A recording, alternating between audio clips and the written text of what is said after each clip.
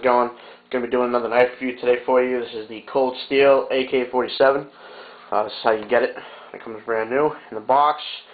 Cold Steel boxes are pretty nice. They're kind of simple to the point. Getting to the knife here. You get a few things. You get, obviously, the knife itself, which, by the way, this knife is not anywhere near brand new. And you get a replacement pocket clip and 3 new screws. So you get comes with a bubble wrap. So the Cold Steel AK-47, what to say about it? Well, it's a tough knife, a very tough knife. If you're looking for a high quality, strong, beefy folding knife, I wouldn't look any farther. I think this thing is just amazing. But let me talk about some limitations with it and some features and whatnot. Limitations with this knife. It's not a knife you're going to want to pop out in front of somebody in public. It just isn't.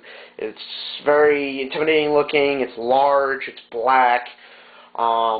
It's just not the most friendly looking knife I could think of, which is one of the reasons why I'm very picky when I do carry it.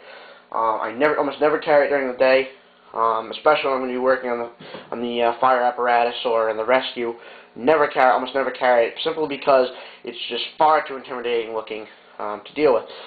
Times I do carry it at night when I'm not going to be at the fire department. If I'm going to be going out into the city, I'm going to be going out, which is a little bit of a drive from here. I'm going to be going out to a highly populated area that's not fire department business. It's just my own personal time. I will carry this for 2 reasons. One, it's intimidating looking. I'm not there to menace anybody or do anything. I have this more as utility, but just in case as well. That pommel, I like having that pommel, that less than lethal, though it can be lethal, option, so I don't have to deploy my blade.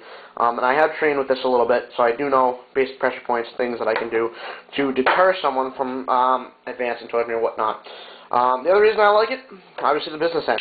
That's a 3.5-inch blade. It's got a lot of belly. It's very wide. It's relatively sharp. I have, as you can see in the wear on the blade, I have used it quite a bit. I just beat the living crap out of this knife. I'm not even going to lie to you. I have put it to some heavy use. The other thing I like about this knife quite a bit, and actually, no, let's actually talk about one of the disadvantages right now. All right, you notice right, I'm having a hard time closing this knife. That lock is jammed. Okay, that does happen from time to time with these knives. It happens on a lot of them. It happens on this one, it happens on the Lawman, it happens on the Recon. The triad locking system is not perfect. Just like the original, their Axis style locking system they used to have in the older AK-47s wasn't perfect. It seems Cold Steel does a great job making their knives, but there's always a little flaw here and there from what I've found, especially with this one. Sometimes, and very rarely, it hasn't happened in a while, but if you're really nice and easy to close now, really jerk that open. Sometimes I can get locked up. I wouldn't say that that's a flaw of the knife. I would say that the triad system is such a tight fit, lock up so good. If you get any kind of pocket lint or debris in there, that will gum the living crap out of that lock system. That lock system is big, thick, solid stock right there. Yeah, there you go. You can see it focused now.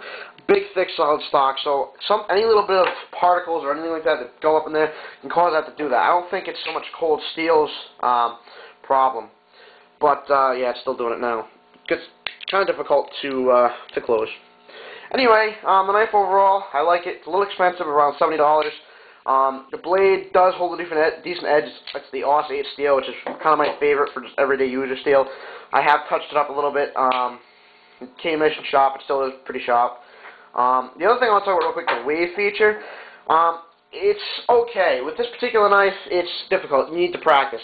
It's not a guaranteed open, like the Enduro with the wave features. That's a much, or an Emerson. Those are almost going to always open. This takes some practice because that is pretty smooth, and there's not any kind of roughness in the front of that, so it's very hard for it to grab and open. It works really good with like cargo pants. Not so great with jeans. So maybe in the future, if Cold Steel, if you're watching this, you could do some kind of different design for that, or maybe put some really, really aggressive texturing in the front or something like that to help it grab more. The other thing is you really can't flick it out with one hand. It's very difficult to do with just your thumb. You need to use a little bit of wrist action to get it to open. See, I'm even having trouble doing it now. Wrist action meaning like that opens it. You can obviously wave it. Wrist action. Just, it takes a little bit of practice. Usually how I open it is just like this. That still opens pretty fast. You hear that lock up and listen to that lock. Just really nice. Really beefy knife overall. I do recommend it. So I would go out and pick one up. Got all-8 steel, nice G10 handles and texturing, no jimping, but I mean, hey, we can't ask for everything. I mean, this knife is pretty nice for what it is. So I'm happy with it overall. Go out and get one today. Thanks a lot, guys.